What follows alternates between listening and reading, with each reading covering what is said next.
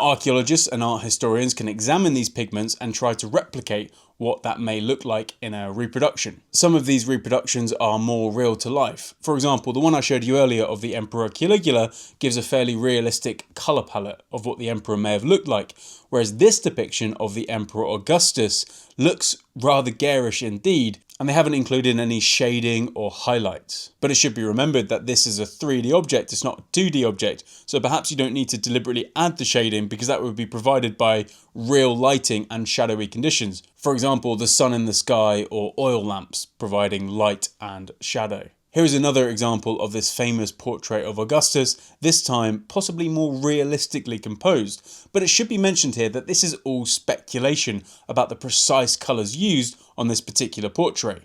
We don't know because the original colours have almost completely vanished. This is a reconstruction based on more of a realistic interpretation. This is one based on more of a garish interpretation, but that is not to say the Romans would have preferred this one to this one.